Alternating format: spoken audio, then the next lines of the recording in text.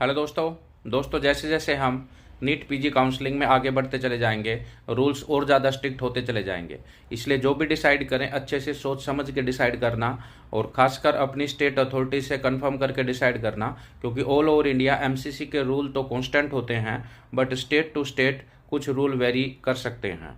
MCC का एक ही purpose है कि जब सभी स्टेट अपना थर्ड राउंड कंप्लीट कर लेंगे, एमसीसी को जब वो डेटा शेयर करेंगे तो एमसीसी इंश्योर करेगा कि एक कैंडिडेट के पास एक ही सीट होनी चाहिए, चाहे वो एमसीसी की तरफ से मिला हुआ ऑल इंडिया कोटा का सीट हो, चाहे वो स्टेट काउंसलिंग की तरफ से मिला हुआ सीट हो। दोस्तों, अगर आपके पास एमसीसी राउंड 1 राउंड 2 का सीट है, दिमाग में आता है कि राउंड 1 राउंड 2 की सीट को छोड़कर एमसीसी की हम स्टेट के थर्ड राउंड में पार्टिसिपेट कर लें।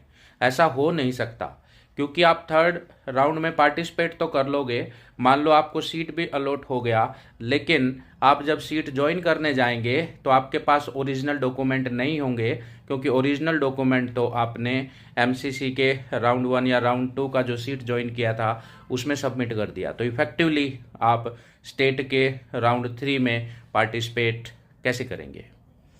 दूसरा एक कन्फ्यूज़न होता है कि अगर हमारे पास स्टेट के फर्स्ट और सेकंड राउंड का सीट है तो क्या हम स्ट्रे वैकेंसी राउंड में एमसीसी के पार्टिसिपेट कर सकते हैं। दोस्तों, अगर आपके स्टेट में अभी रेजिग्नेशन पोर्टल ओपन है तो आप राउंड 1 राउंड 2 की सीट को सरेंडर करके फिर आप एमसीसी के स्ट्रे वैकेंसी राउंड में पार्टिसिपेट कर सकते हैं।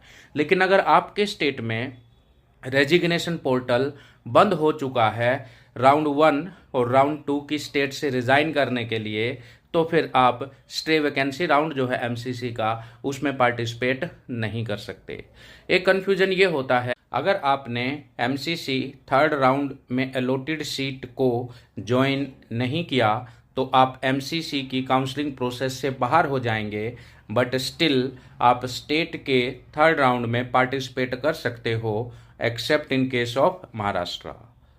और अगर आपको स्टेट के राउंड 3 में सीट मिल जाता है, आपने सीट ज्वाइन नहीं किया, इट मीन्स आपके पास अपने ओरिजिनल डॉक्यूमेंट हैं, आपका डेटा एमसीसी के साथ शेयर नहीं हुआ, क्योंकि आपने सीट आपको अलॉट जरूर हुआ है बट आपने ज्वाइन नहीं किया। तो जब एमसीसी के साथ आपका डेटा इस केस में शेयर नहीं हो सकता, तो इस केस में भी आप एमसीसी के स्ट्रे राउंड में पार्टिसिपेट कर सकते हैं। तो आई होप मैंने आपके कुछ कन्फ्यूज़न दूर करने की कोशिश की होगी। So stay tune with channel. Thank you very much.